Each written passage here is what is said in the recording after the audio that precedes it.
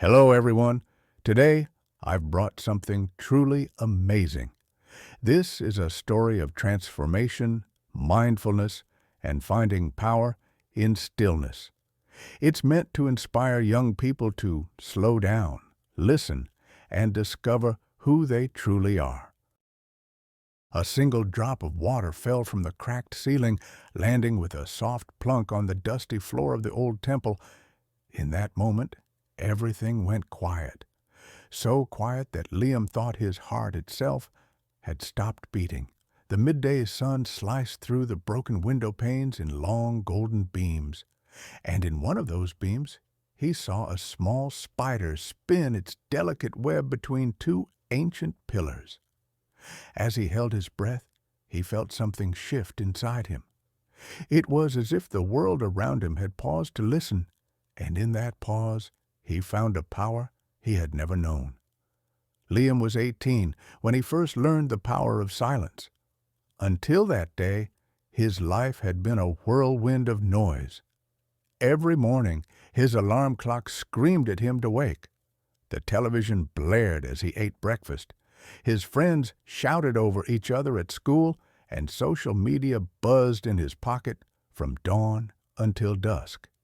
Even at night, his mind raced with worries and to-do lists, and only when his phone lay dead at his bedside would he finally drift off to sleep. He carried that noise with him into the old temple. It was a place people rarely visited, hidden deep in the forest outside his home. One Saturday, feeling suffocated by constant chatter and chaos, he had decided to explore. The heavy wooden door had creaked open at his touch, and the smell of damp stone had rolled over him like a wave. He wandered inside, tracing the faded carvings on the walls with his fingers. Each carving told a story of kings and warriors, of songs and battles, but all of those voices were silent now. A cool breeze drifted in through the broken roof, carrying the scent of moss and rain. Then he heard the whisper. At first, it was so faint that he thought the wind was playing tricks. But the whisper grew into a soft murmur, almost like someone speaking just beyond his sight.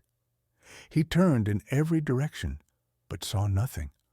Heart pounding, he crept toward the center of the temple. There, engraved in the stone floor, were 4 characters of an ancient language he could not read. Yet somehow he felt their meaning in his bones.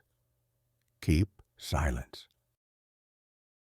The moment his foot touched the words, the temperature seemed to drop. His breath puffed in little clouds, and the wind stilled. Time itself felt suspended. He knelt down, placing his palm on the cold stone, and closed his eyes. Everything else faded. The distant hum of insects, the rustle of leaves outside, even the beating of his own heart. He sank deeper into the silence until he felt it flow through him. For a long time, he had no sense of minutes or hours. His thoughts became clear and light. The loud demands of the world, grades, games, gossip, felt like distant echoes he no longer needed to answer. In that hollow quiet, he discovered a stillness inside himself, something both comforting and profound.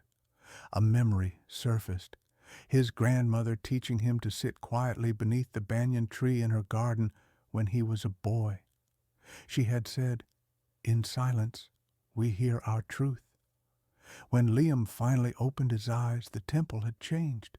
The air felt alive, as if it carried a secret melody under its hushed surface. He stood, smiling at the spider's web glistening in the sunbeam. He felt lighter than he ever had. For the first time in his life, he understood that silence was not empty. It was full of possibility. He left the temple without a sound, closing the door behind him. Outside, birds laughed in the trees, and the forest awoke around him. But Liam did not hurry back into the noise he had known. Instead, he walked slowly along the mossy path, breathing deeply. The world still spoke, but he found he no longer had to answer every word. Over the days that followed, Liam carried that silence with him like a hidden treasure. He sat quietly in class, listening not just to the teacher's voice, but to the thoughts rising in his own mind. He discovered that when he paused before speaking, his words held more meaning. His friendships changed. People noticed the calm in his eyes and leaned in to listen when he talked. Something about his quiet strength made them trust him more. At home, he created a small ritual. Every morning before dawn, he rose and drank tea on his balcony. The city below was hushed, and the pale sky glowed in soft pastels. He felt no pressure to check messages or jump into the day. Instead, he watched the sunrise and felt the city's heartbeat slow around him. In those quiet moments, he planned his day with purpose rather than panic. His family noticed a change, too. His mother commented that he seemed more himself these days, less tense. His younger sister asked him to teach her how to be quiet. So each evening, they sat together in the backyard under the stars, listening to the crickets and the wind rustling the jasmine. Neither of them spoke much. They just sat, and in the silence, their bond grew stronger. One afternoon, Liam learned the true worth of keep silence. His best friend, Maya, came to him in tears. She had lost her scholarship and felt her future crumbling. For hours, she laid out her fears and regrets in a torrent of words. Liam could have jumped in with advice, telling her what to do, but he remembered the temple and his grandmother's words. So he closed his mouth and opened his heart. He held her hand and let her speak. In the quiet between her sobs, he offered nothing but presence. Eventually, Maya stopped crying. She looked at him, eyes red but calm, and said, "Thank you for listening." In that moment, Liam realized silence could be a gift. It let others unwrap their pain and find the space to heal. Word of Liam's calm spread through his circle. People started seeking him out, not to gossip, but to find peace. His classmates invited him to lead quiet study groups. His teachers asked him to help the younger students learn focus through mindful breathing, and slowly the word silence became something they all whispered like a blessing rather than an order. Liam decided to return to the temple. He wanted to know more about its secret. So one Saturday, with his backpack and a notebook, he walked into the forest. The temple stood silent and proud among the trees. This time, he brought candles, incense, and a recorder. But as he stepped inside, he realized silence did not need tools. It needed only intention. He lit a candle and placed it before the ancient characters on the floor. Keep silence. Then he sat, crossed-legged, and closed his eyes. The whisper returned, softer now, like a parent's lullaby. It asked nothing from him. It only invited him to listen deeper. He sat until his candle burned low. Then he opened his eyes and wrote in his notebook, "Silence is our mind's mirror. In its stillness, we see ourselves clearly." Back at home, he shared that message with everyone who would read his school newsletter. He wrote, "In silence, we find answers to questions we did not know we asked." The response was surprising. Students asked for more tips about quiet time. Some formed silent circles during lunch. They would gather in an empty classroom and sit for 10 minutes without speaking, letting their minds rest. As the weeks passed, the idea of keep silence took on a life of its own. What began as a solitary moment for Liam became a movement.